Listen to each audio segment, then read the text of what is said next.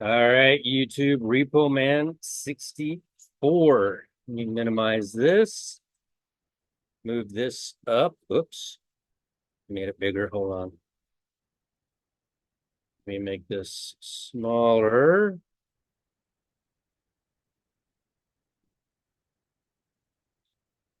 I guess it's stuck that size. All right. Oh, there we go. All right. We're still here. Got the fan on. We still have bugs flying around. Um, I found something very interesting, and I want to bring it to you and show it to you. It is, of course, looking now that we passed the moment Noah entered the ark. I wasn't sure completely about the Gregorian calendar because I don't know exactly where to hide that extra day.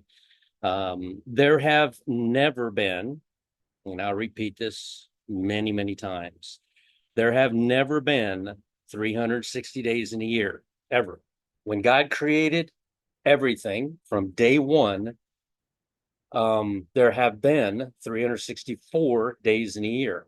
Now, and I explained this to you before, our planet spins 364 times as it goes around the sun and returns to the same exact spot in the same exact position after 364 days. If you use a fulcrum point on planet Earth and point it to some distant star, I don't know what star they're using for that, or what, I'm sorry, what God's using, what star he's using for that point, that fulcrum point, that center point. However, in order for us to claim high noon as high noon every day, 12 o'clock is 12 o'clock, high noon every day, at that exact point where they uh, use to point to the star, the Earth must spin another 4 minutes in order to keep high noon, high noon. Otherwise, it would take a few months, and then midnight would be 9 o'clock at night. It would be anarchy. It would be impossible to deal with. So they have to add 4 minutes a day. Now, in doing that, which is the way mankind looks at how we look at the sun. That's our star. Um,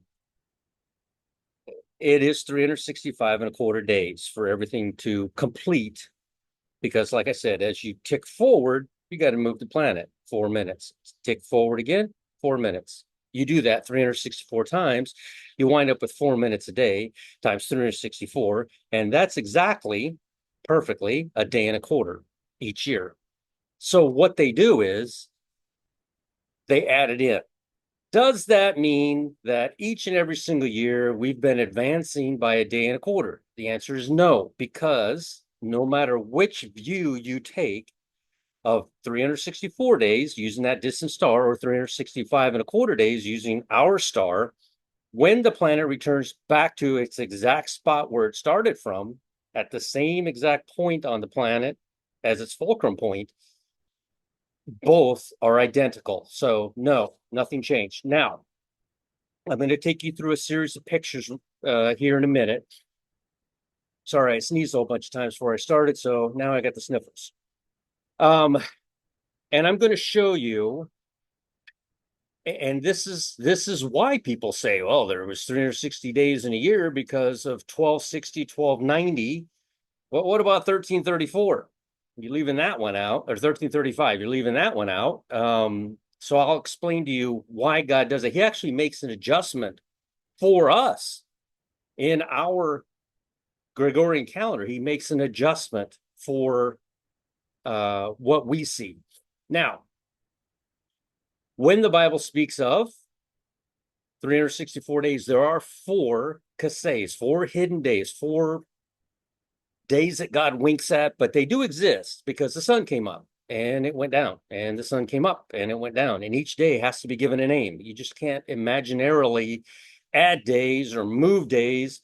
If Israel was invaded on October the 7th last year, which was Shemini Atzeret, guess what? 1 year later, where the planet returns to the same exact position at the same exact time, is still October the 7th of the year 2024, 1 year later. And that is Shemini Atzeret. But they will move it.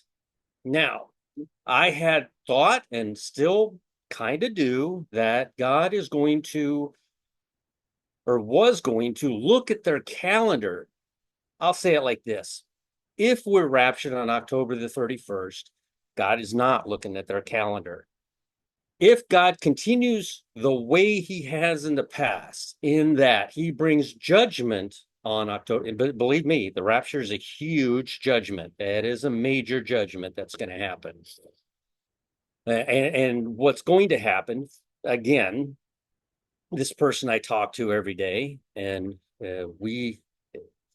it's not an argument, it is a heated discussion. Not even heated. It is, I joke around, he's heated. I am more light about the discussion than he is. He's very angry. Tribulation saints get very angry when you can't see their point of view. Uh, we don't get angry because we know the truth. We know it's a pre-tribulational rapture. We know that all we need is Jesus. No amount of videos or money giving or walking old ladies across the street, baptizing ourselves for 7 minutes under the water. Most people would be dead. All that different stuff that we do, as well as the tribulation saint does. You can't tell us apart. We look almost identical. You can't tell us apart, except for when the anger sets in.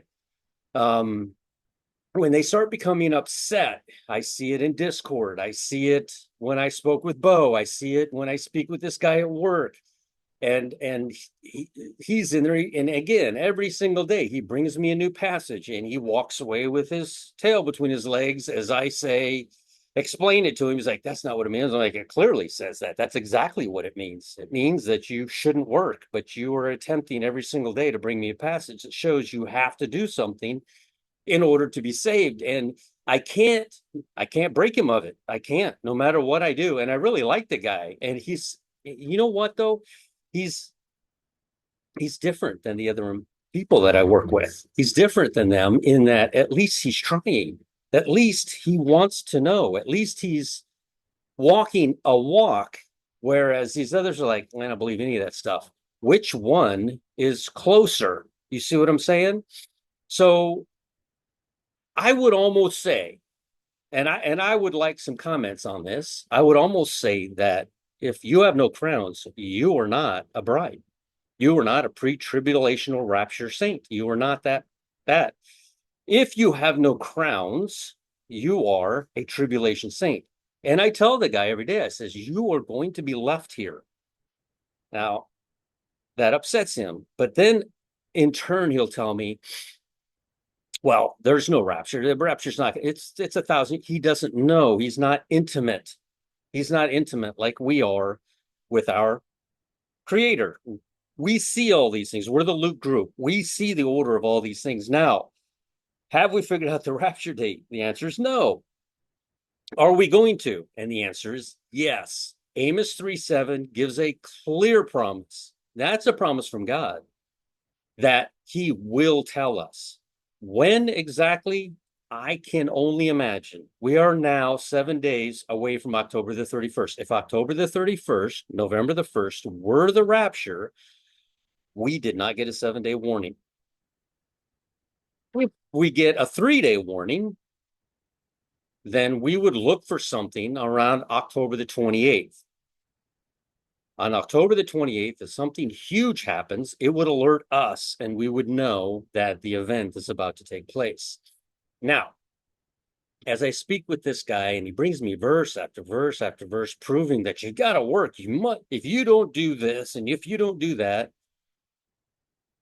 But then the other employees are there and they hear us talking and they say, I like your way better. It's so much easier. It's a lot less work. I'm like, I know. That's the good news. We're in the dispensation now of good news. I said, all you have to do is concoct your craziest prayer, talking to a guy you've never met, into a guy you barely believe in, into a guy who came here and died on a cross. Believe that.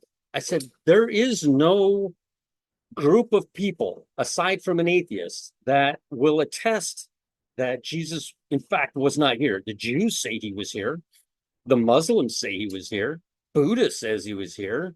They all say he was here. The only ones that say, it's all malarkey, none of it's true, is the atheists. They're the only ones. And so with that, I noticed talking to the other, as they overhear, they like the easiness of, is that a word, easiness? I just created a new word. I'm writing all these new words I'm creating now, by the way. I'll send them over to Webster's dictionary. Um, the easiness of salvation at this point. Now, I'm going to show you a photo that shows that after this dispensation ends, the dispensation of grace ends, you must work. Am I mad at that guy? No, you'll never see me get mad. You'll never, and I never has happened where I get upset at him, concerned that someone else is going to hear him and follow suit, because I don't care. I don't care if he's saved now or if he's saved during the tribulation. I don't care if he casts everything off as soon as he sees the rapture occur. He's heard me talk about it every single day for years now. I don't care if that's when he casts it all off like Elisha did. While Elisha and Elijah, if you see me go, if you see me go, and then he sees him go and he receives the mantle. What does he do? He tears off his own clothes, which represents everything he thought he had, all of his own possessions. He destroyed. He was down to his naked body with nothing. Then and only then did he put on the mantle. So the discussion of if you did this and this, you're saved. I'm not going to get into that discussion because I certainly don't know and never will proclaim whether or not somebody is saved or not. I will say they appear to be a tribulation saint. Tribulation saint does not mean that they are not unsaved. It does not mean that they're unsaved. It means that they are a work in progress. They have to go into tribulation, where the Bible has so many verses talking about taking the silver and melting it down and purifying it, purifying the gold. If I remember today, Josh over at End Times Talk was talking about how the gold has to be purified and repurified. Pure gold is 24.5 carats. To attain pure gold takes a lot of purification. It has to go through quite a bit to become 100% pure gold. 100% pure gold is 24.5 carats. So, am I concerned about this guy? No, he has faith. He loves Jesus. I'm not concerned about him, but he has no crowns. And so I would say, and this is just me saying, there is a division somewhere. I would say that he is needed here during that period of time to warn the others. I messed up. I missed the rapture. I'm still here, but it's not too late. It is not too late. What scares me the most about super religious people is they will deny that it was the rapture. They will say, what about me? I mean, I didn't go, so it obviously wasn't the rapture. That guy, he said you didn't have to do anything. All you had to do is just kneel down and accept Christ. That's all he had to do, which is exactly what the Bible teaches us that we need to do. Profess with your mouth, believe it in your heart, and you'll be saved. That's what it says. It's that simple. But these people will add so much to it. I've often wondered, and again, this is just me thinking out loud, Brother Cheech, I stole your line. If everyone that and again, this is probably wrong, but I was just thinking out loud about it. What if everybody comes in as a pre-tribulation rapture saint and begin adding works to it and wind up in tribulation as a result of that, where they thought, well, I did this, but I also have to do this, this, and this. I don't know. That is something I'm working on. I would enjoy any verses that I don't care if it's either or. I would just like to know the truth. So all right. Now, let's get into the pictures. Let's first share, because that'll be embarrassing talking with no pictures. Let's see. Share. All right. It says I'm sharing my screen. Let's see here. Where is this at? Right here? Yes. All right. Let me get rid of this thing up here that's in my way. Hold on. It's moving so slow. All right. Where are we at right now on the timeline? Like I said before, there never was 360 days in a year. It didn't happen. When Enoch said, let me move my picture up here out of the way. There we go. When Enoch said that there are 360 days, that's a lot. A lot of times that's where they're getting this from. Hold on, this thing's not disappearing up here. Whoops. Did not mean to do that. I don't know how to get rid of it. Sometimes it just goes away and sometimes it does and has a mind of its own. All right, you guys can't see it anyway, so it doesn't matter. It's just in my way. All right, move you up. No, I don't know how. Get rid of it. Pause recording, disable. Hide names. Oh, hide video panel. Whoops. That was me. I didn't mean to do that. Hold on. Let's see. Hide floating meeting controls. Okay, I got rid of those. Now, how do I get me back? Maybe it doesn't matter. Okay, doesn't matter. You don't need to see me. All right. We're right here. Oh, the 360 days. What they are forgetting is these days here. Each time a season changes, this is what Enoch spoke about. There are 360 days, but each time for a changing season, he adds a day. This is a changing season day. This is the last day. It always lands on a Wednesday. Always. It has to land on a Wednesday. It is now again, the Gregorian date can change, but this never budges and this never budges. 364 days, 364 days. So when you see this number down here, you know that's the accurate number. So when I said that we are on day 222 and a lot of people are seeing 222, that's 222nd day. That is Heshvan 10, counting them out like I showed you. But this could be the 25th. This could be the 23rd. I don't exactly know how to nail this day down. I believe it is the 24th, but I can't quite nail it down. And the reason I do is because the flood started at nightfall on the 31st, becoming the first. So I don't know if I should have this as November 1st or not. It will always be Heshvan 17, and it will always be the 229th day of the year. Always. It never budges. It never changes. So here's another Kislev 31, which happens to be December 15th. It is the last day of Hanukkah. This happens to be the third Sabbath of time. This day right here changes the seasons. It's 360 days, and then it changes the seasons. That particular date changes the season from fall to winter. This is when winter begins. It begins actually on December the 15th, Kislev 31. Now, Adam sinned here. This is where Adam sinned on October the 31st.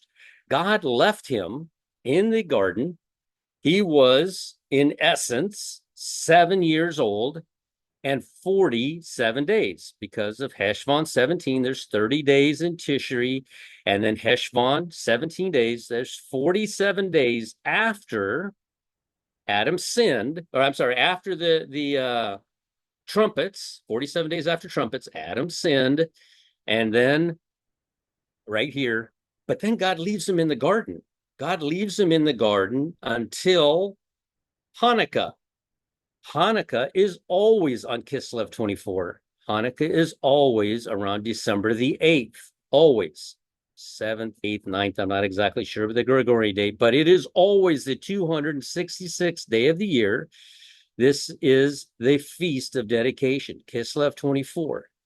This year, and this is what I said once before, is that, look, Jesus was conceived here on December the 25th. Guess what day the Jews will call December 25th this year? Hanukkah.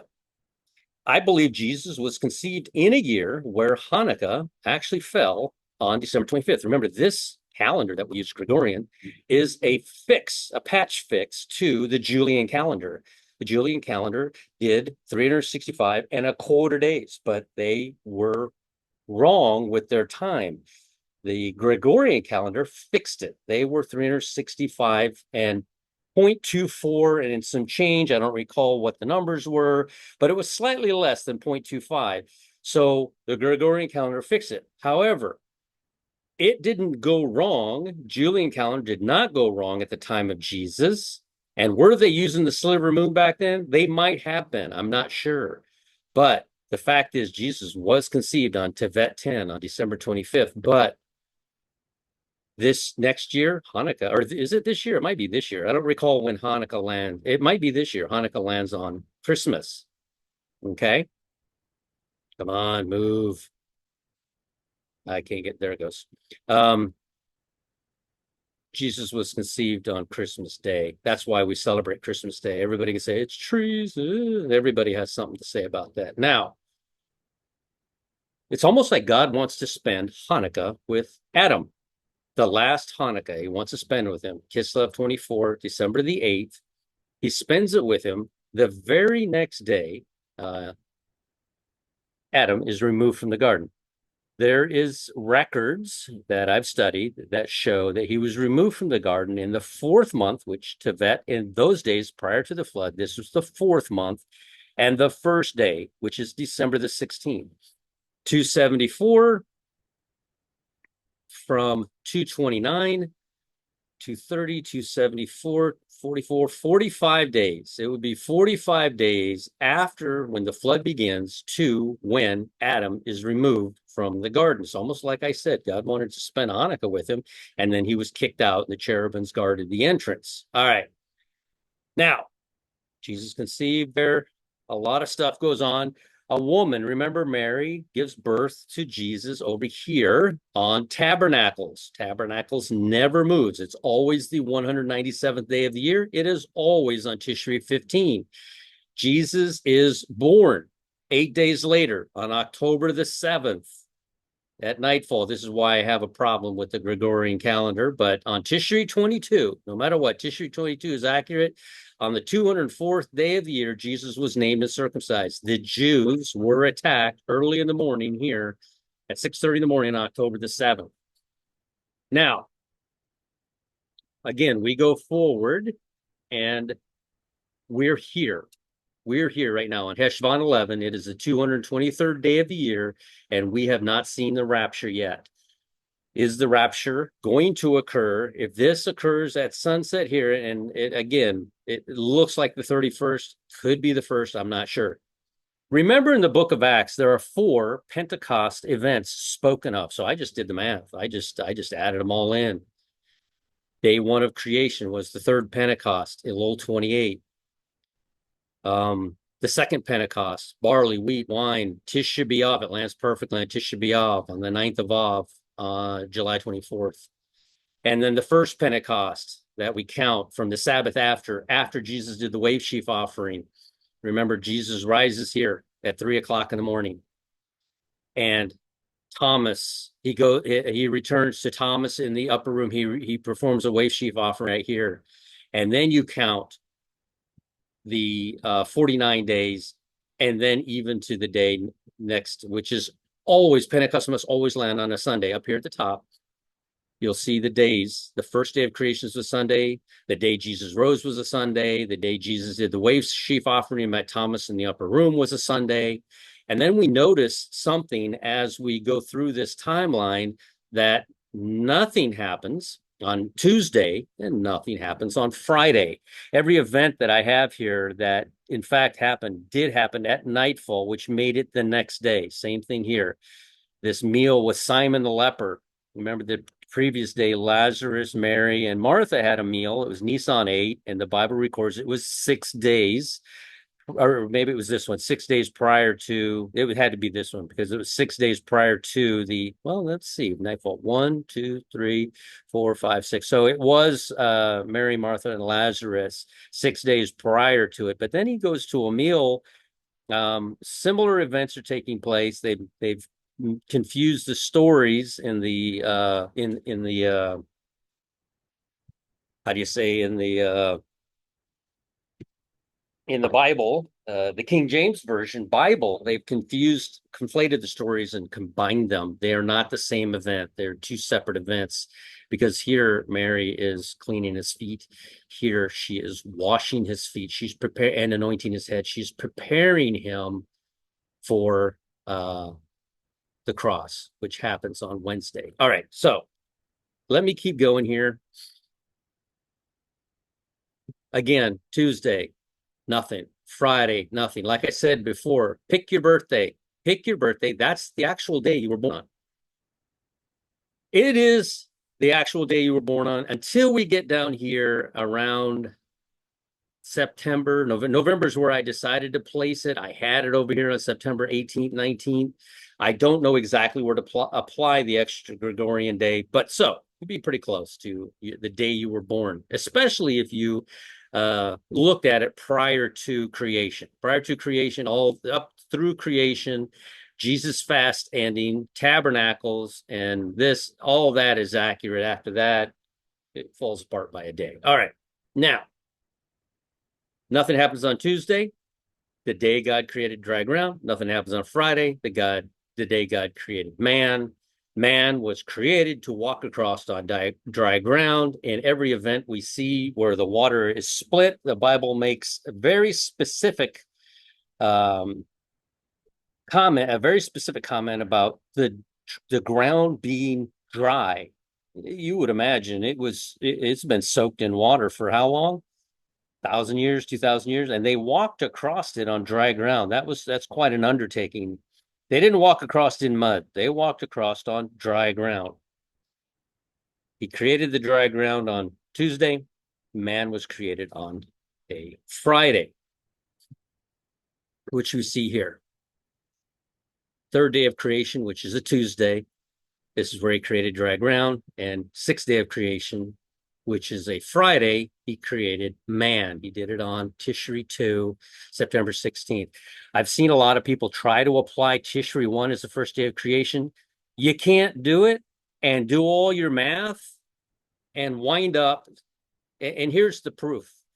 Just as in the days of Noah, the first date we have is here, Heshvan 17. This is the first date we have. Then it says, the self same day. It says, get into the ark because in yet 7 days, I will bring the flood. 1, you count, 2, 3, 4, 5, 6, 7. But it says the self same day. Excuse me. You can go read it. So God told him to get into the ark on a Monday. On the self same day, a Monday, the flood began. You can go on to this timeline and look at every event. If your flood does not begin on October the 31st, November the 1st, this is this is technically the first date we've been given, but we can deduct the 7 days and deduce that it is actually the first date given, which would be Heshvan 10. 7 days later, the flood begins. Now, it's very specific. It's one of the only stories in the Bible that is so specific about its dates that you can't mess it up. It not only gives dates, exact dates, it also gives time counts. The Bible says that 150 days after the flood began, it says 40 days after the flood began, the third event, the third thing was stated. You count 40 days. Well, this is when the flood ended. This is when it stopped raining. Kislev 28, December the 12th. It stopped raining. It is smack in the middle. I wish this computer would operate. I don't know what it's doing. It is smack in the middle. It's really lagging. It's smack in the middle of, where did it go? Jeez.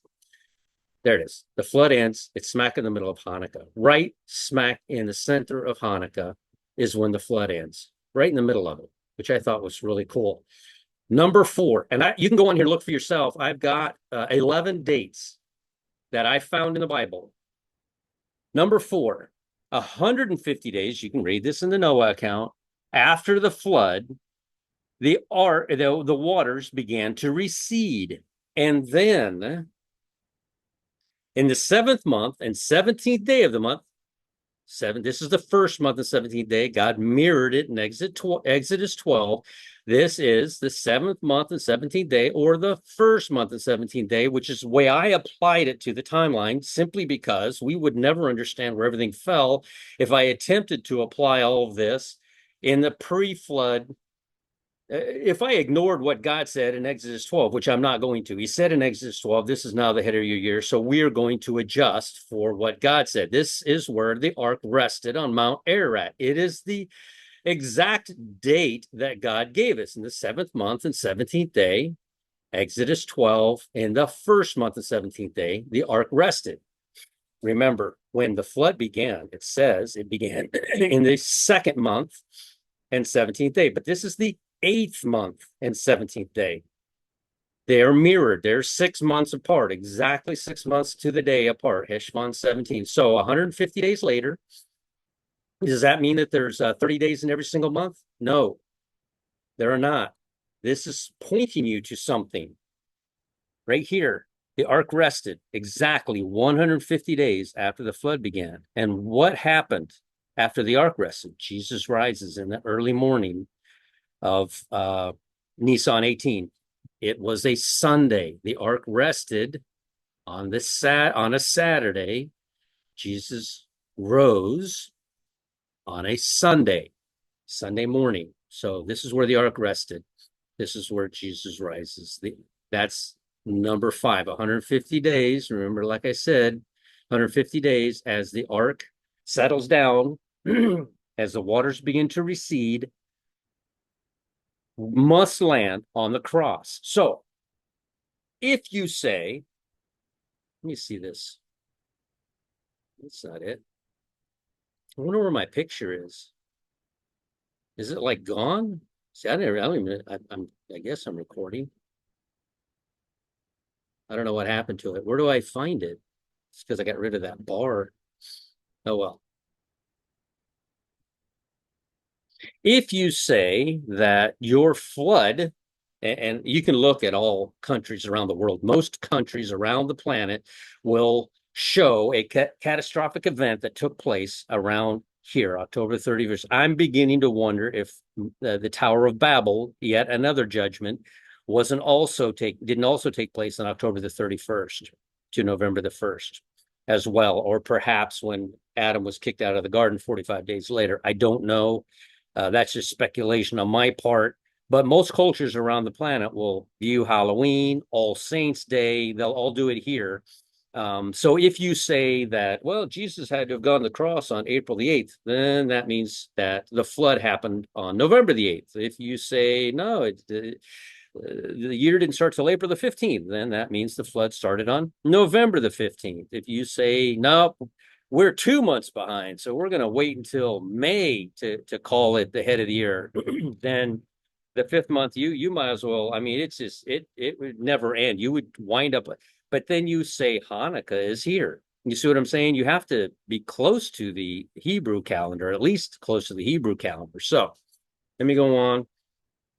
I'm a bit concerned about my picture now. I don't know. I think I'm still sharing. At least I hope I am. Am I still sharing? Oh, return to meeting. Let me see here. Screen sharing. I am screen sharing. Or show video panel. There we go. I hope I've been recording this whole time. That would be a travesty. Okay, now minimize that and go back to the pictures. All right. Now, got to remember to enlarge. I'm going to show you a bunch of math, and I'm going to show you why the timeline is accurate in that the flood did in fact occur. Like I said before many times, and I'm not putting anybody down. I do get it. It's really hard to follow this stuff. But if the Bible tells you have to count 150 days after the flood, your flood date has to match whatever it is you're calling the day of the cross. It has to, because 150 days later, it has to match the day Jesus died. It has to also match the seventh month, the 17th day, the day Jesus rose. It has to match. If it doesn't match, you're doing something wrong. Trust me. When I found out that March 16th was a day of equal parts and March 17th was the head of the year, and then I went into the Bible, and like I've done with so many other timelines, and when I did, and I started putting them all in, and they all landed exactly where it was supposed to. I was relieved because I've worked on this for many years, and this timeline is the only one that actually lands. So, flood begins on November the 1st, October the 31st at nightfall, November the 1st, All Saints Day, the flood begins. If you count 150 days later, you land on the cross. If you count 153 days later, remember, Mount Ararat, reverse the curse, the ark lands there. You will wind up on April the 2nd at nightfall, going into April the 3rd when Jesus rose on a Sunday morning. 153 days. Perfect. Exactly what it's supposed to do. If you had a correct timeline, that's what it will do. I would challenge anybody that's working on this type of stuff to throw away the 360-day count, throw away, if you, just as in the days, God's pointing us to, just as in the days of Noah, you have to use Noah. And he gives us 11 specific dates in time counts to go through. And if your calendar does not match exactly what the Bible says, then I would say, God told me so. This is what it says in the Bible, 11 dates. They all line up exactly where they're supposed to. And that's what should be used. All right.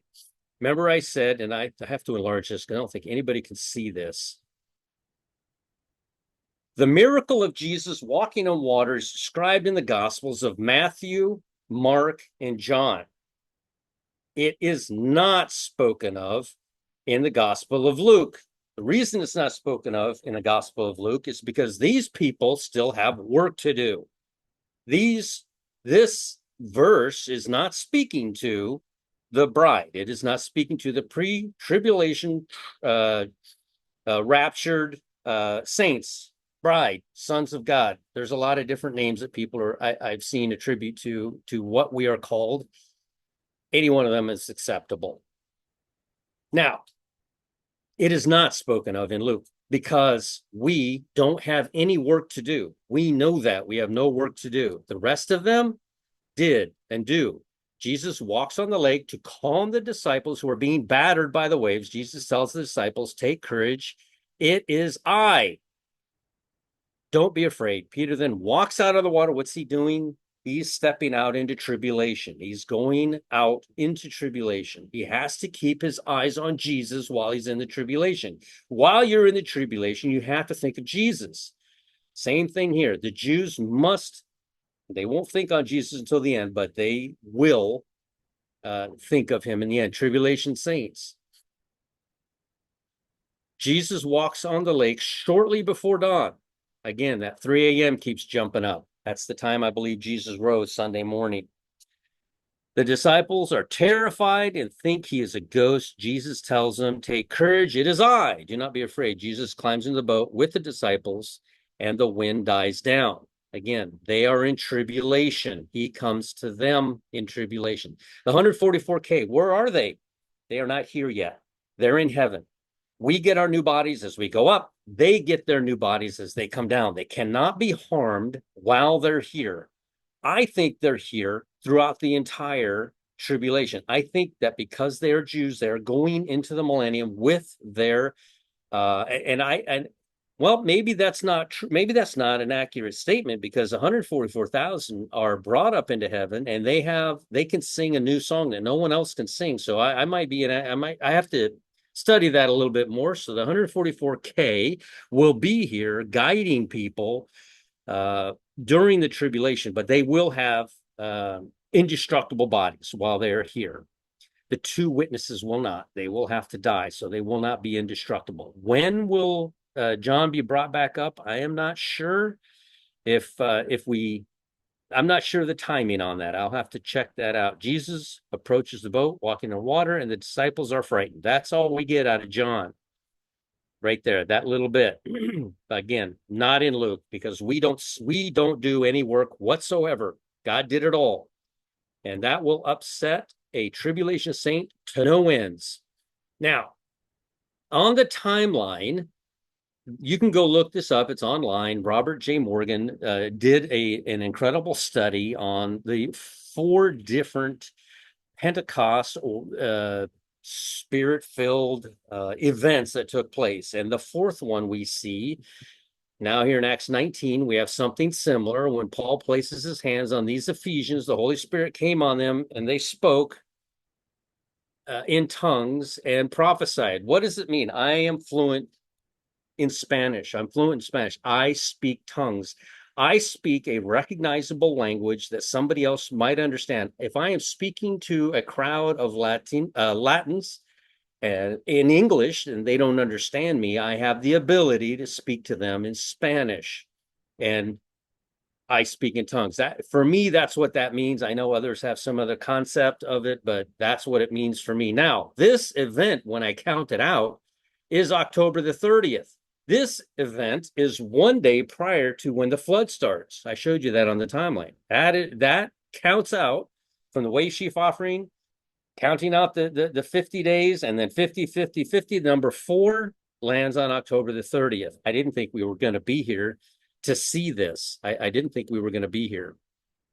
The first 2 Pentecostal events, the 3rd Pentecostal event, and the 4th, as we read, again, this guy's incredible study. Final Pentecost represents represents the Jews and Gentiles being joined together in glory, in glorious unity, form a cosmopolitan universal church.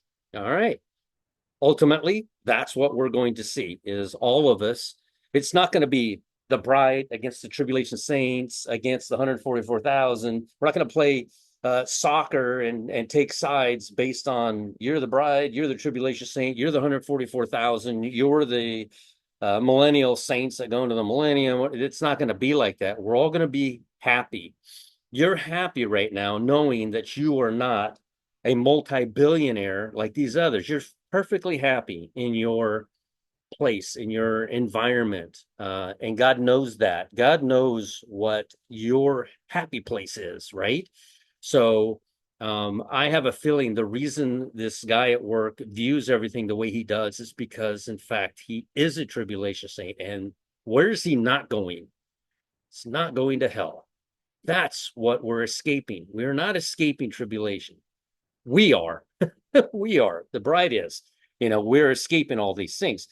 But the ultimate goal, and what we try to do as we teach people, is to keep them out of hell. That's where we don't want.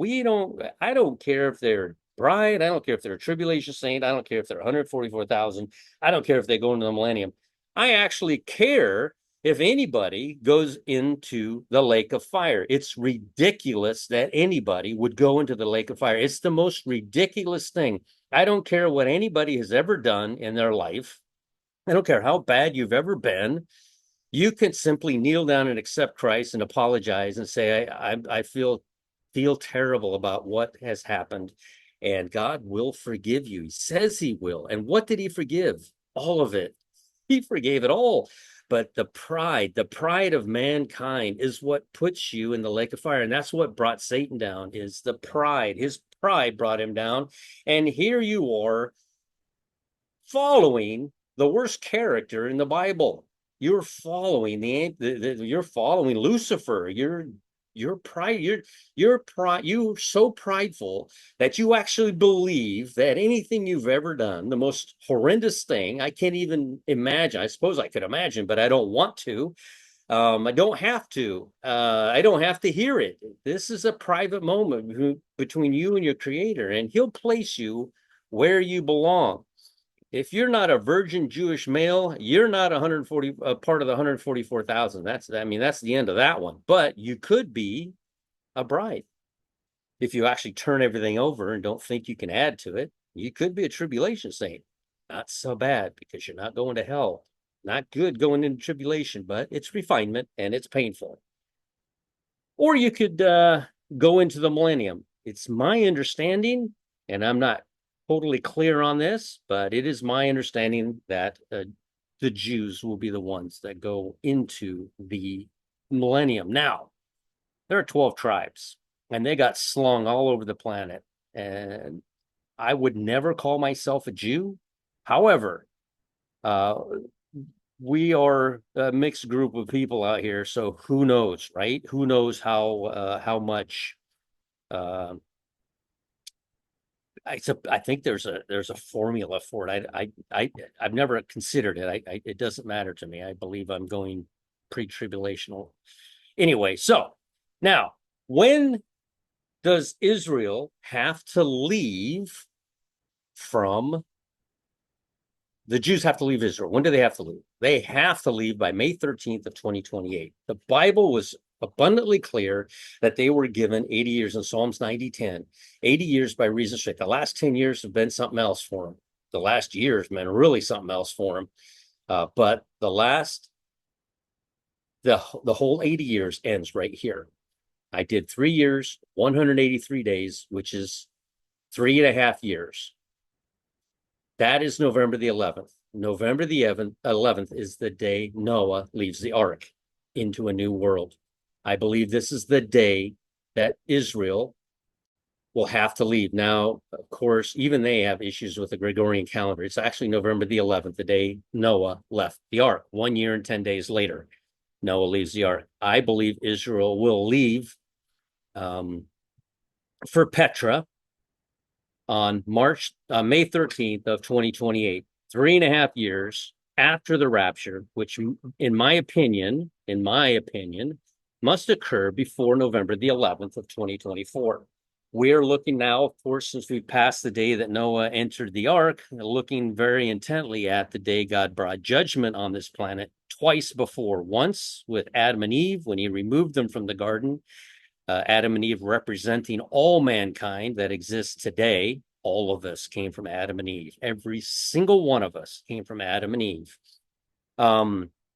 And then subsequently, from the 8 souls that were on the ark from Noah, those 8 people represent all of us, every single one of us.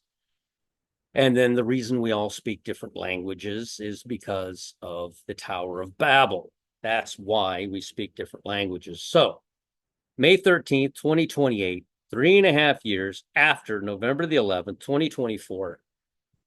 Very interesting day, right? Let's keep going. I got a lot of math and I want to show you that this 1,260 days is not talking about a 360-day year. I'll show you why. God actually fixes it. I've been struggling with this for a while now, and it actually dawned on me today, and I worked on this today and yesterday. I worked on this. It dawned on me yesterday and today I worked on it. So the 1,260 days we see it twice, actually.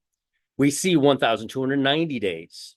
We see times, and half times. You see 3.5 years. I just showed you the 3.5 years, what that's pointing to. That is pointing to Israel leaving for Petra on May 13th of 2028.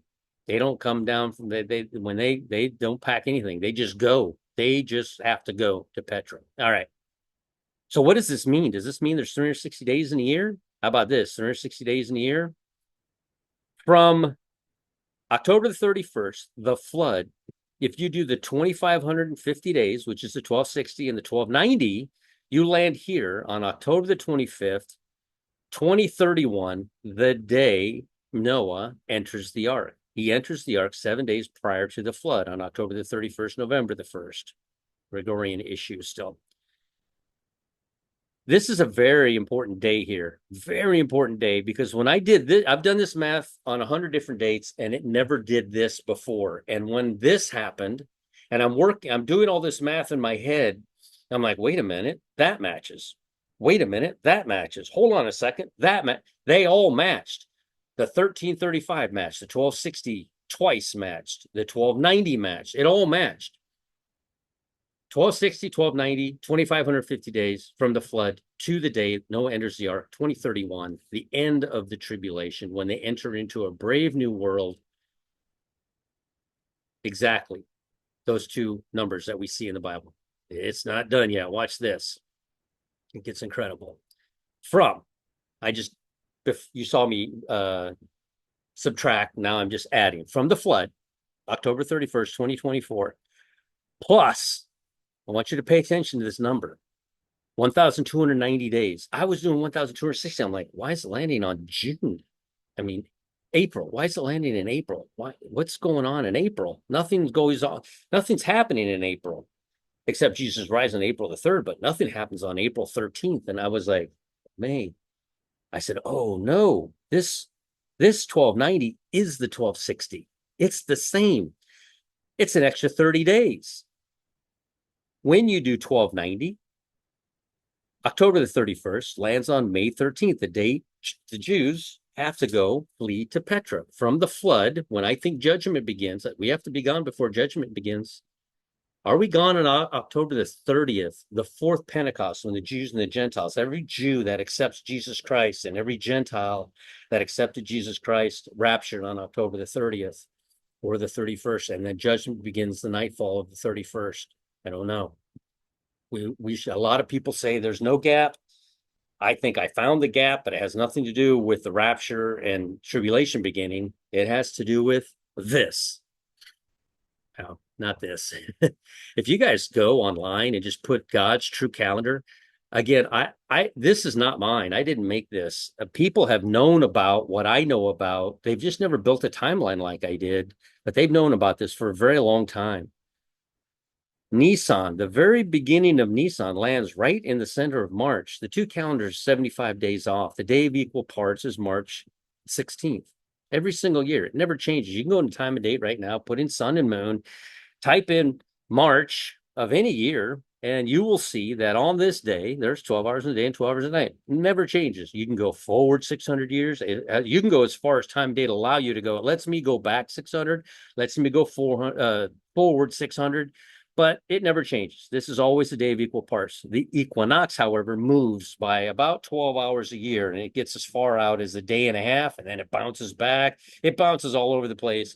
It is not the day. There's no day, like Jesus said, are there not 12 hours a day? That just simply doesn't exist. If you've ever wondered why Jesus sat still for 2 days, and it was because, and he answers it and says it's for the glory of God. Yeah, it is. I mean, Jesus could have resurrected him after 2 days. That body stunk. Yeah, he could have resurrected him after 3 days, but the 3 days belong to him. But he does it after 4 days. And why? Because he sits still for his friend died. Okay, let's sit down for 2 days. Why is he sitting still? It's Hanukkah. I mean, it's a Rosh Hashanah. It's the head of the year, and he knows it. He set the rules, not us. He made the rules. He's not going to break them. He's not like our president thinks they can do whatever they want and not abide by the rules that they set for us. He's not like that. He set the rules. He's going to abide by them. Look what happens when you go exactly across. This is a calendar. This is the Jewish Hebrew calendar. Yom Teruah, atonement, exactly straight across. September the 15th. Or is that 15th? Atonement? I think atonement's the 25th. But if you go, you can go on. Like I said, you can go on God's true calendar. Just type it into your search bar, and you'll find so many different variations to this. But one thing that always happens, and they've known this forever, even though they're confusing all the calendars, they've known this forever, that Nisan 1, the head of Nisan, is March 16th. They've known it, you know. This, in fact, is not atonement. This is tabernacles. So what they've written down here is wrong. What they have down here is accurate. The beginning of Tishri 1 would be September the 17th, exactly across 183 days later will be Tishri. All right, let me keep going here. This is going to go on too long, I'm afraid. And I think that David the Watchman has a video tonight. I don't know if God's Land Down Under will be on there, but he has a video starting, I think it's at 9:30. So I'll be there in his live myself. So if you're watching this, go watch that instead. Yeah, because you can always come back to this video and play it later. Brother Dana, I love this guy. I love this guy right here. He did an amazing video. Please go to his channel and subscribe to him. This type of information needs to get into the hands of the tribulation saints after we are gone. This is the straight up, uh, stored up green right here. This type of stuff. And what he did, it was genius.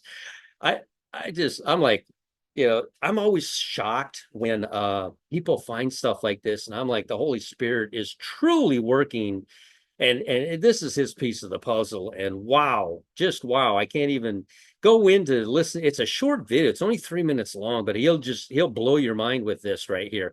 And if you're there watching, take 5 seconds out and like the video and subscribe to it. If we in fact are leaving next week, this is some awesome stuff you can leave behind for a tribulation saint. They need to see this type of stuff. Very good video. um so he, what does he do? Oh, it is. It's written right here. Acts. He applies. So look, Israel becomes a nation on May 14th, 1948, and he does. The sun comes up and the sun goes down, and he counts every single day. You know, I would wonder, and this is just me wondering out loud. I don't know if he's going to see this video, but I would wonder if he did it under a 306, from God's perspective, we are 364 days in a year. From our perspective, because we're stealing those 4 minutes a day, we're 365 and a quarter. We actually aren't. We're 364. I wonder if Brother Dana did his math on 364, how it would turn out. I would just be curious. Not that this, that, that God wouldn't know, but yeah, he aligned. So Israel becomes a nation, right, on May 14th, 1948. He counts all the days. And then he says, all right, the verses in the Bible each have a number. And this is the amount of days from when Israel became a nation to right now. And he finds something for October the 31st. And I'm like, oh, wow, that's incredible that you just found that. And so, yeah, please go watch that. Very good video. You'll like that. But literally, this guy right here does a lot of amazing math, really good stuff, and he should have 30,000 subscribers. He's done some amazing stuff. All right, this guy, he's a small channel, but I want to tell him I like your channel. You're doing good, and I like your math and everything you're doing. Let me enlarge this so you guys can see him. It's Time to Be Unleashed is his channel. Please go subscribe to him, like his channel, make a comment, because believe it, even if you just put a heart in there, put any kind of comment, because when you guys go in and make a comment, it changes the algorithm. You know that most, and I don't want to get into that area of it, but most of us are just doing this. Look, most of us are just doing this to get the information out. Those that accept money are doing it, and they're helping people like Bob Barber. It's incredible. And I heard Chris over at Rapture Watchers. He's accepting donations for something to do with, was he helping? I think he was helping, like Dr. Barry's my hero. What he's doing out there is amazing, getting generators to people and everything. These people are my brothers and sisters. They're absolutely amazing. So don't ever think because I say I don't take money that I'm it's nothing special. I wouldn't know where to send it, you know. And I didn't want to mar personally my channel in any kind of way, because uh, that would take some more people than just me to deal with that and know where to send it properly. So I think you're better off if you were going to donate, to go to Bob Barber and or donate to Chris. Again, Chris's channel blew up. I remember when he was 5,000 subscribers, and his information that he's coming out with, he's got some inside track information. He knows people, and he knows a lot of stuff that's going on, and he's looking at a lot of world events that are happening. Anyway, it's time to be unleashed. Take off. It's okay for children. I know this is how I started. I made this mistake. Nobody can comment on your videos like this. And when you do this, people can't watch this and then turn their phone off and walk away or go scroll somewhere else. Because as soon as we leave your video without it being right on our screen, it goes away. So it looks like when you're viewing your what is it called? Your analytics, if you're viewing your analytics, you'll notice your view time is way down. And the reason for that is because you have it on. It's okay for children. Put it on. It's not okay for children. You'll have a comment section and you'll get your view times up through the roof because then people can actually do other things while they listen to you, like most of us do. All right, so just a little, but at any rate, he also has very good information. I like what he's doing. I think he said he's a truck driver. I used to be a truck driver too. I still hold a Class A. It's all propane to Key West. That was fun and exciting. You ever driven down that way around those people? Yeah, that was fun. Vacationers, they're looking at everything.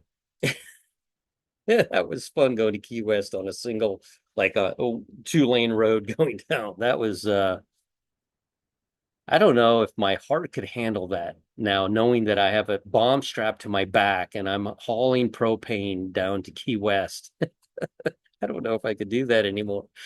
I was in my 20s back then. Yeah, I don't know if I could if my heart could handle the close calls that I experienced when I was in my 20s doing that. All right. This is what I wanted to point out. Uh Yahya Sinwar was killed on October the 17th, 7 days prior to Noah entering the ark. And then 7 days after Noah enters the ark, the flood begins and God shuts the door.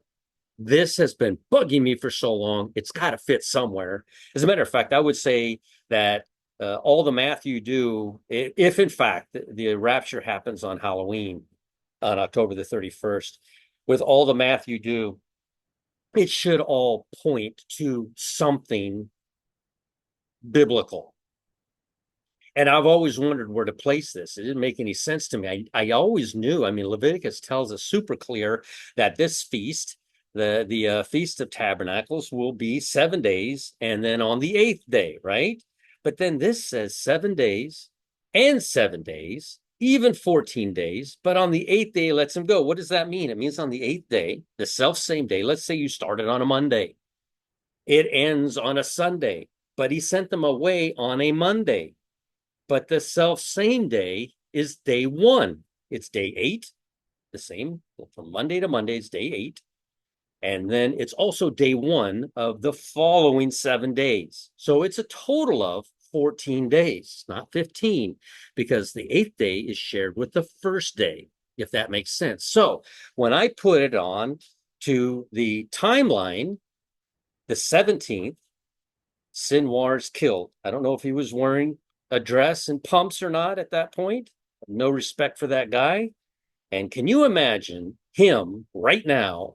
I know he's not standing there yet. He's not, the judgment throne doesn't happen for 1,000 years, but just imagine.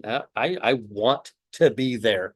I want to be there to see how he explains himself for being such such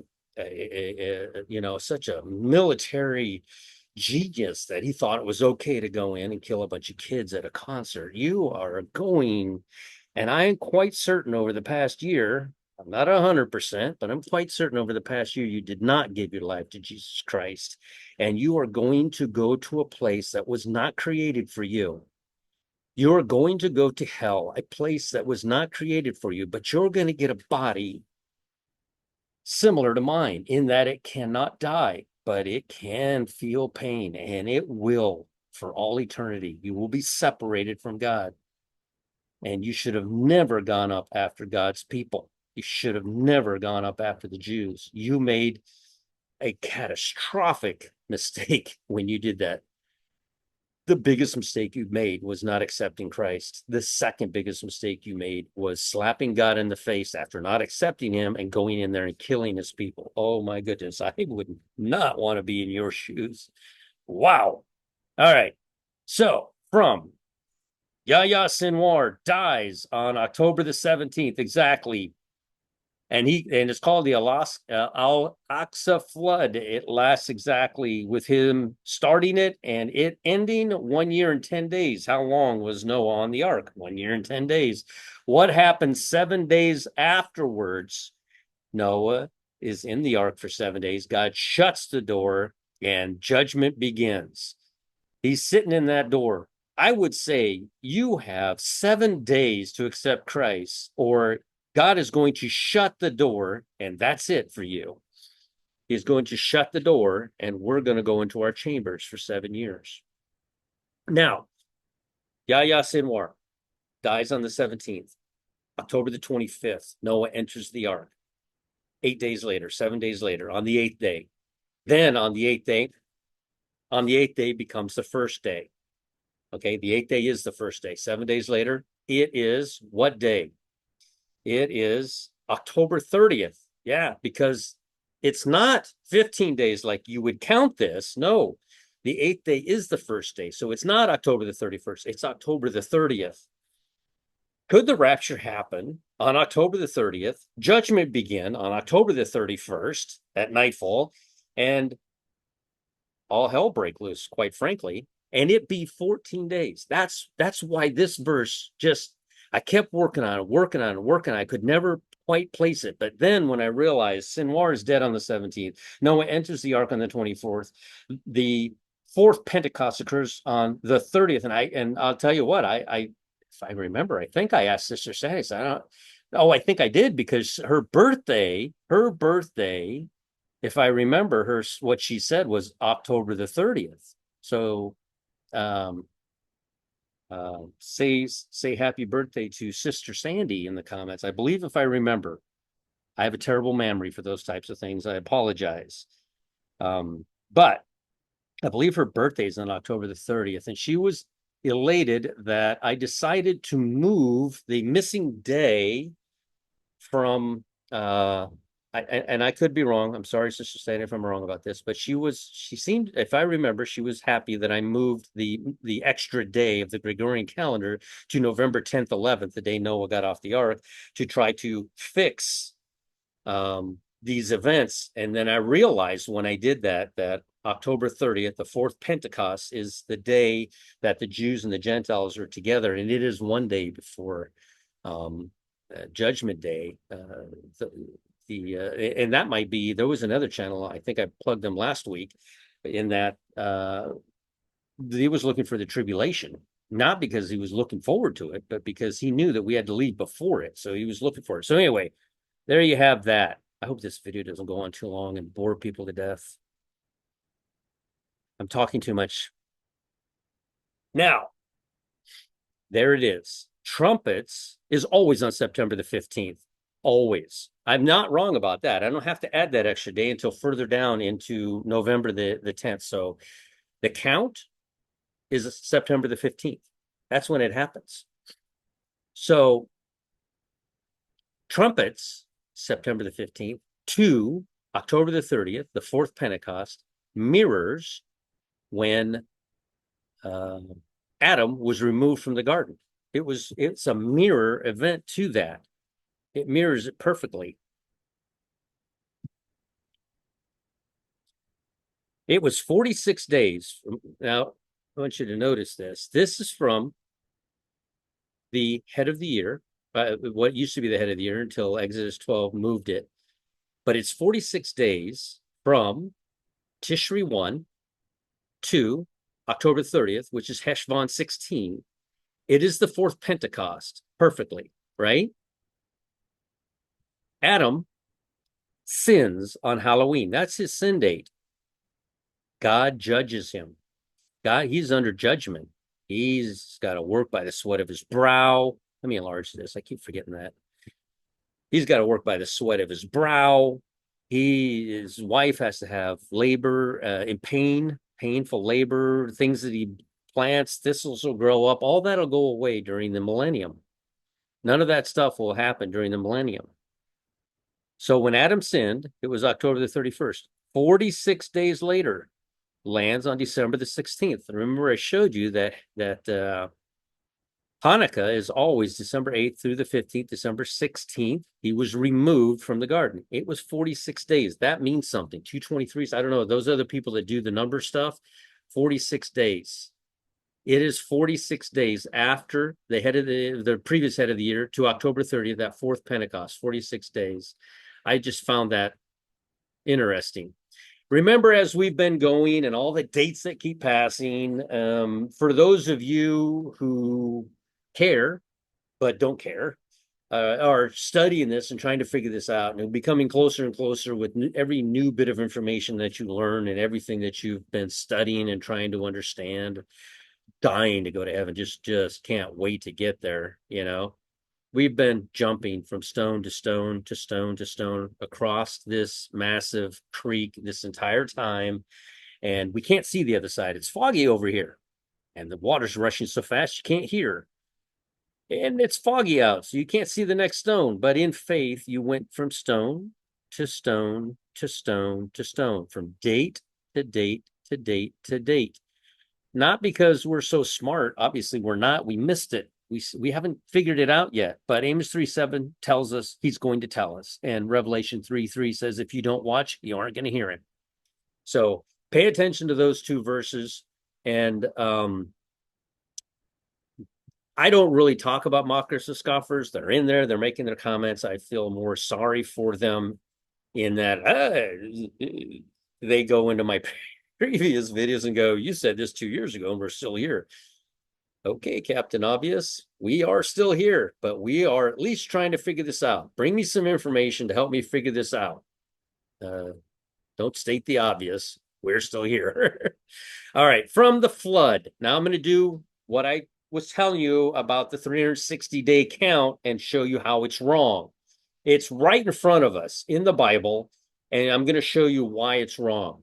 The 1,260-day is not an accurate number, even though the Bible says it, and it is an accurate number, but the Bible fixes it, and I'll show you why.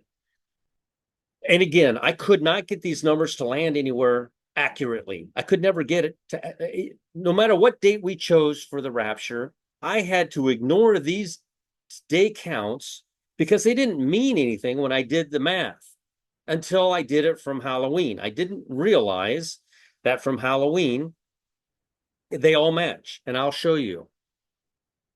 From the date of the flood, from the date of the rapture, the rapture might be the previous day on October 30th, but from the date of tribulation beginning, 1,260 days, it's a miracle.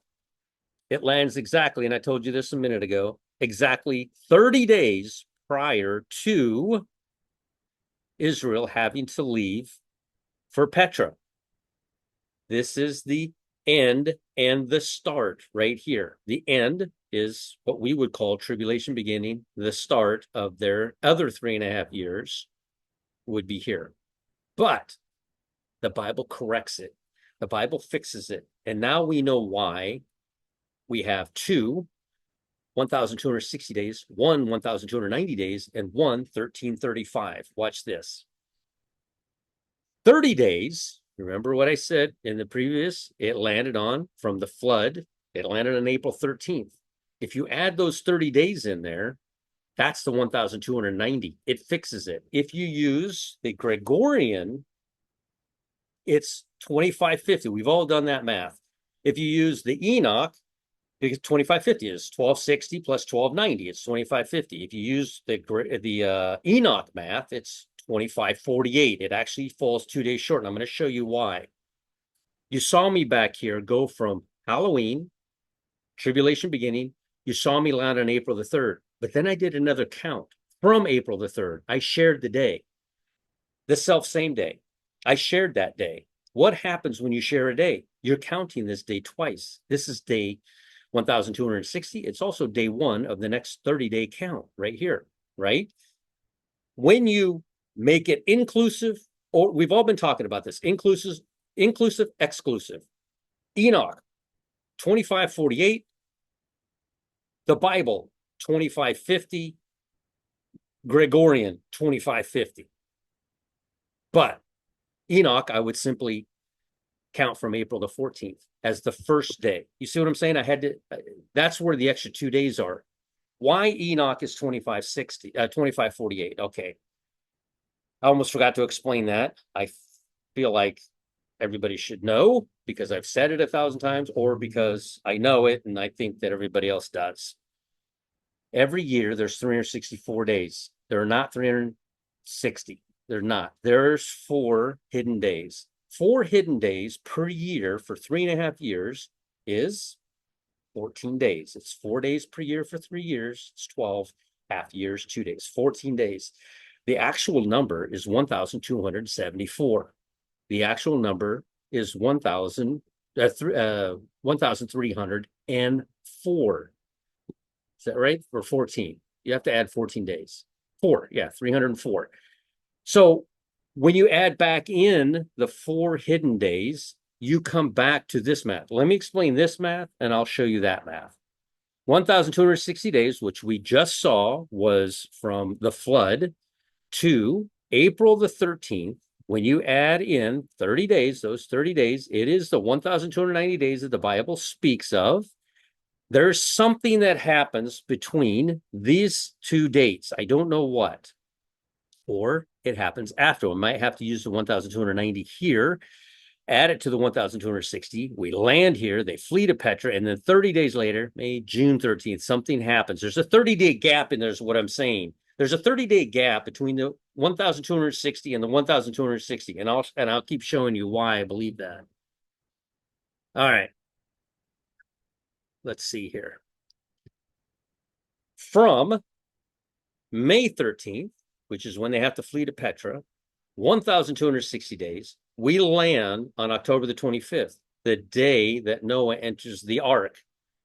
The door stays open until November the 1st, October the 31st. It stays open.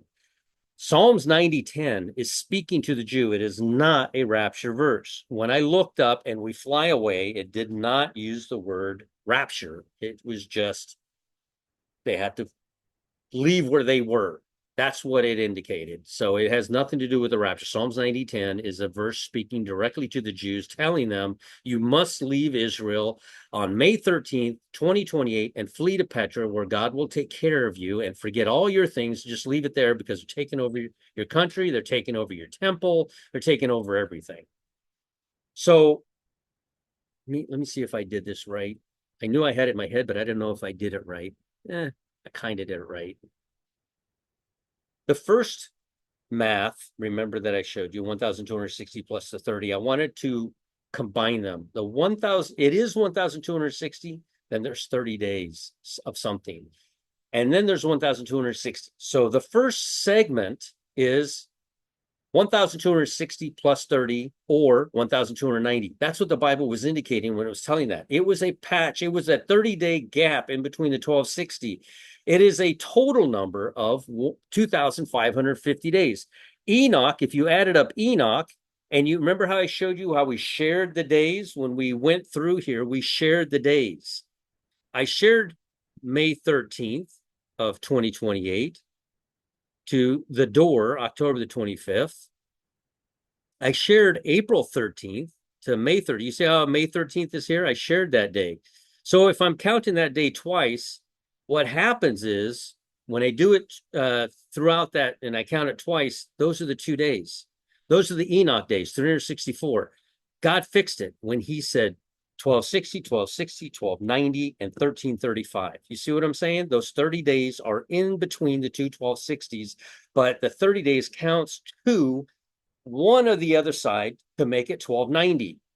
I don't know if I can articulate that properly. Some of you that do a lot of math might understand what I'm saying. 1260, 1260, 1290, 1260, and the 30 are a part of the 1290. So it's in essence 1260 and 1290 with a 30-day gap, if that makes sense. All right. Rapture. October 30th. I shouldn't have put rapture. I think this is tribulation beginning.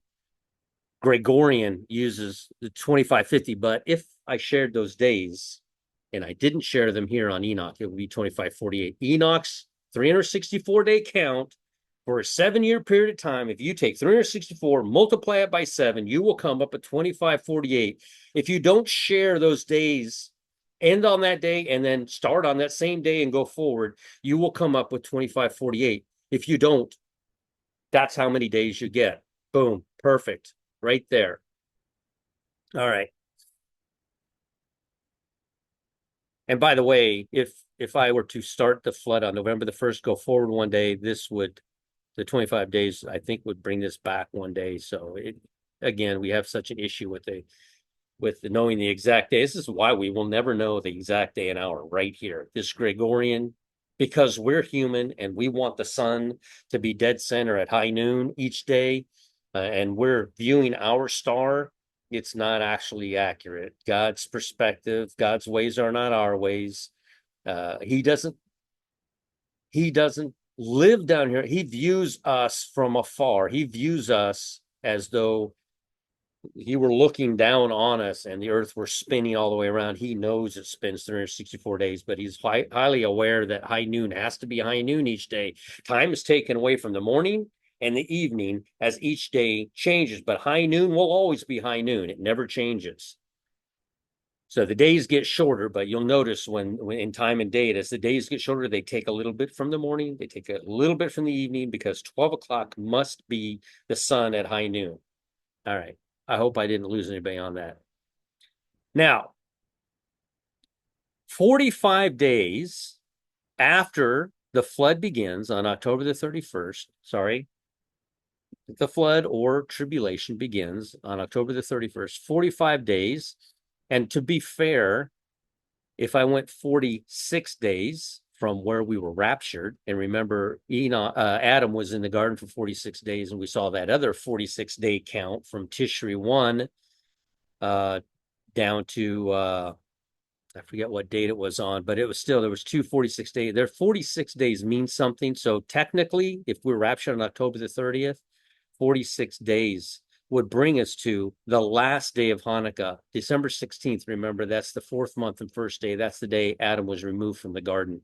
This Hanukkah is from December the 8th to December the 15th. This is Hanukkah, the last day of Hanukkah. I wonder, and I've put this thought out there many times, in that the bride goes. The 7-year tribulation is for the Jew. It is not for the sleepy church or the prideful church or the tribulation. It's not what it's for. Its purpose is not for that. Is it possible those that make it to the 1335 are making it to the end of Hanukkah and enter into heaven on the 4th month and 1st day, quite the opposite of when Adam sinned and was removed from paradise and sent out here into this world? Could that be the day that they will leave this world that they loved so much so that their pride would not allow them to accept Jesus on his terms, and they stayed here? Would that be the day that they enter into paradise? Remember, you read in I forget where it is. Is it Thessalonians or Corinthians? I don't recall, but there's a verse in there that says that one group, the bride, will see the third heaven, and then the other group, the saint, will see paradise. Where was paradise located when Jesus died on the cross and the thief was next to him? He said, "Today I tell you, you'll be with me in paradise." He is not going to the third heaven. He is not a bride. He is not a pre-tribulational saint. He is a tribulation. He's suffering on the cross. He's going through tribulation. He is a tribulation saint. And Jesus tells him, "Today you will be with me in paradise." Paradise at that point was located in Hades. Jesus went there to lead captivity captive and take them out.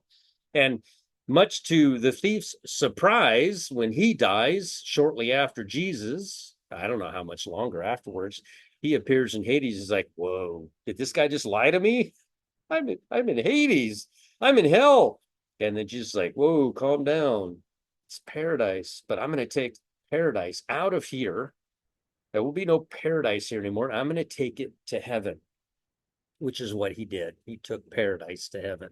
And the tribulation saints will go into paradise. They will not get crowns. They will not get a banquet. They will not get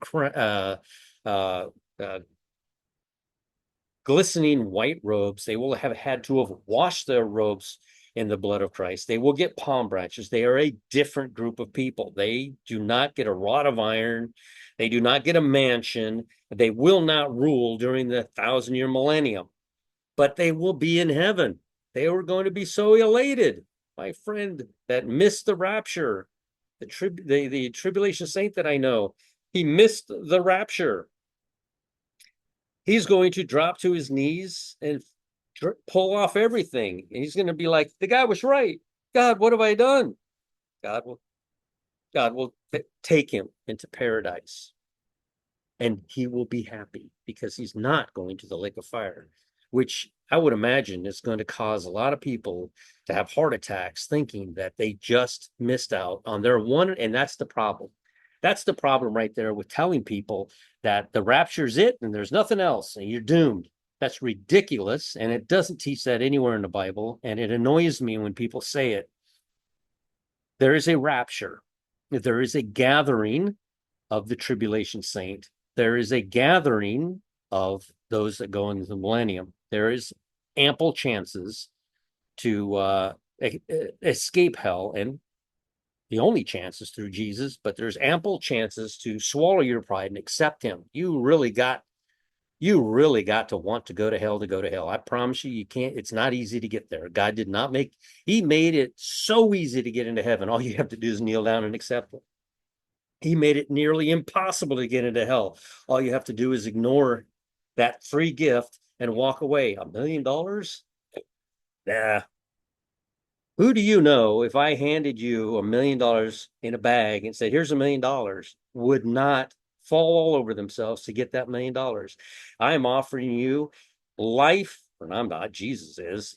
I'm telling you that you are being offered a greater gift than $1 million in the duffel bag. You are being offered when you get to heaven.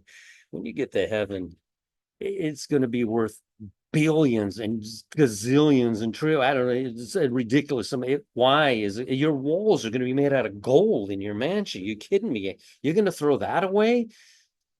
But if you did, that's what's scary, is that during the tribulation, are you going to accept the fact that you missed it and you still have a chance? It's not over with yet. You still have a chance. All right. Anyway, from the date of the flood, from the date of tribulation beginning, remember those 1,290 days? I don't know which side to apply it to. It almost looks like I have to do, and I did that backwards, honestly. What I should have done, let me go back here.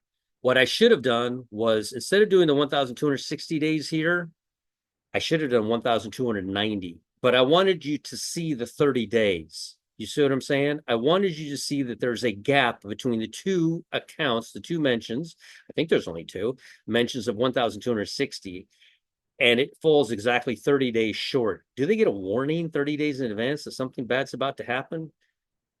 I know that Satan is going to go in and proclaim himself to be God. So I don't know exactly when he's going to do that, but this is when they have to flee to Petra.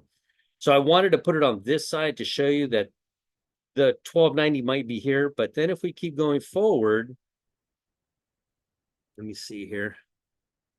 And we do the 1290 and we add the 45 days to it, because remember, 1335, when we do that, 1290 and the 45, 1335, from the date tribulation begins, you add that to get to the 1335. Maybe I should have just done 1335, honestly. You get to December 15th, which is the last day of Hanukkah. All right. What do I got here?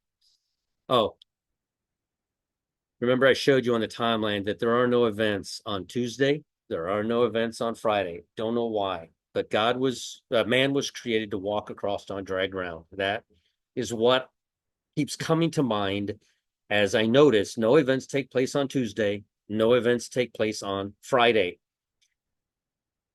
On Tuesday, when he created dry ground, this is the third day of creation right here. He said it was good. He said it was good. It's the third day. What we would call Tuesday. No, it's not Tuesday, but we would call it a Tuesday. And when I put this information onto the timeline and I begin creation on a Sunday, and I started on a date, I didn't know what date to start it on. I didn't care. But when I realized, when I counted down, it was September the 11th. Mind blown. September the 11th. Really?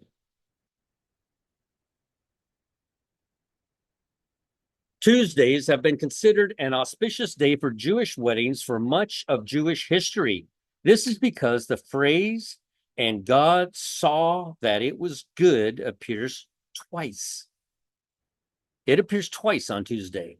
if you guys go in and read the account in Genesis of creation, you'll notice that the word good appears twice on Tuesday.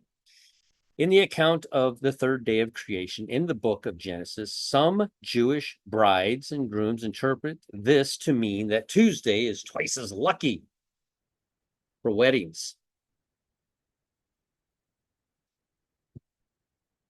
Tuesday.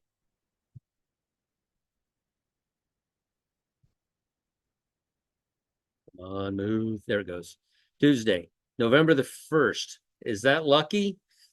That's Judgment Day. That's the day the tribulation begins. I think this day is the lucky day, the first day of creation on a Sunday, the day Jesus rose. When you count out all of this math, everything lines up perfectly for creation to have begun on Old 28, September the 11th, the fourth Pentecost, the day that both Jews and Gentiles come together, accepting Christ and his salvation plan. Heshvan 16. October the 30th. And I think this is Sister Sandy's birthday, I think. So here we are. Boom. This is what I'm looking at. Now, the rapture could occur at any moment. It could occur at any moment. I don't know what I just did. This thing's like going slow. Oh, this is the last one. That's why. Okay. The rapture could occur at any moment. Right now, it could occur tomorrow, the next day. Basically, what I see us waiting for in the book of Luke is the waves and the seas roaring. So that's what we're kind of looking for. Will we get yes, we will. We will get a warning. We will see some major catastrophic event take place. How long before? I don't know. Is it a trumpet blast just prior to it happening? Possibly. I don't know, but Amos 3:7 must be fulfilled. God said so. It's written, and it must happen. And if you're watching and looking so forward to this day, then Revelation 3:3 applies to you. And if you are dreaming of this day, looking forward to this day, thinking about your mansion in heaven, and just like a child, you're like, I want a bicycle. Whatever you can think of. I want a Hayabusa. Whatever you think, it's going to be so much more spectacular than you could possibly imagine. Just in my dream alone that I had, it was amazing. And I didn't even I would like to see the finished product. The dream, it wasn't quite finished yet. So that was months ago. I told Kevin about it, spine breaker. So, all right. Let me get off here, and it's probably gone on way too long, but I did it on the computer, so it won't lock up and we won't lose voice unless me closing my picture out mess things up, which I hope it didn't. And I don't know how to edit, so what you see is what you get. There's no going back and fixing anything and adding cute little things to it. I'm not that technical. So, all right. Repo man, like, comment, share, and subscribe. Go to a quiet place. We're out of time. We are out of time. There is no more time. Go to a quiet place by yourself. Nobody needs to know, and you don't need to tell anybody. And accept the Lord into your heart. Go tell somebody. If you see me go, please go tell somebody. Everybody around me knows. If they see me go, they will know exactly what happened. Speaking to another coworker today, and she's like, "Why are you two always arguing like that?" And I'm like, "Because he is a tribulation saint, and I am a pre-tribulation saint. I'm a rapture, pre-rapture. Or what do you call that? I didn't want to tell her I was a bride because she wouldn't have understood that. So I used a term that I came up with really quickly, which I was proud of myself for. I was a pre-tribulation rapture saint, is what I called myself. And I said, we are at odds because he believes you. I says, he will always bring me a verse of work. I said, let me ask you a question. I told her, I said, let's say you and I are standing here, we're talking, and all of a sudden I disappear. What are you going to think? She's like, well, now that you told me all this stuff, I'm going to think you just got raptured. I'm like, what are you going to do? She's like, I'm going to get down on my knees. I says, what stops you from going home tonight and going to a private place between you and your creator and accepting him and talking to him and just get rid of all the headache of going through the tribulation. Well, why wouldn't you do that now? What stops you from doing that right now? And she's like, I guess nothing. She guesses nothing. You know why she hasn't done it yet? Nobody's told her about this. We had a job to do. We all had a job to do, and it was to warn as many people as we could. So go tell somebody if you see me go. If you see me go, then they'll know where you went. And if they don't kneel down before you go, it's okay. They're going to kneel down the second you go, and you just save them from the lake of fire. You don't save anybody from tribulation. That's ridiculous. You're not here. I'm not here to save that guy that just loves works based Bible verses as many as he can find. You must be baptized. You must do this. You must. No, you don't. No, you don't. We only believe on Christ. That's it. That's all I need. I don't need anything else. I don't need anything that I've ever done to add to what he's already done. I don't need anything else. So, but is it going to kill them? Oh, yeah. Yeah, it's going to kill them to go through tribulation. They aren't going to heaven alive. They're coming, they're dead. They're going to be changed up there in heaven. Is it going to eternally damn them to the lake of fire if they accept Christ after the rapture? No. And that's what you're looking for. You're trying to save. Again, it's such a beautiful story that God allows us to be involved in this. We're trying to keep people, and I don't care who they are. I don't care if they've wronged me 1,000 times. I don't care what they've done. I will still warn them because no matter what they've done to me here on this earth, I don't care. It's nothing compares to going to hell for it's like stealing some bubble gum and being put in prison for 30 years. Are you kidding me? You know what I'm saying? But stealing bubble gum, the Bible clearly says one sin. That's it. One. Steal a pack of bubble gum. Go to hell for all eternity. Wow. Accept Christ. Go to heaven for all eternity. Live forever in a perfect body. That's the point of it. It's not about how bad you've been. It's about that you've been bad and you need a savior. And that's the end of it. That's all there is to it. And I explained that to her. Do you think she went home tonight and is kneeling down in a private place, speaking to her creator and saying, Lord, I don't know if this crazy guy at work is right or wrong, but if you're handing out free gifts, if you're handing out duffel bags full of millions of dollars, I'm here in line, man. I'll take a bag. I'll take $1 million bag of money. Why not? I'll take salvation, which is worth so much more than that bag. So anyway, Repo Man 64. Go to a quiet place. Like I said, this is paramount. It's important and it must be done. And it is the simplest thing in the universe to do. You don't need elaborate words. You need heartfelt words. You don't need to know how to speak to the guy that created you and causes your heart to beat each time it beats and causes your lungs to fill with air.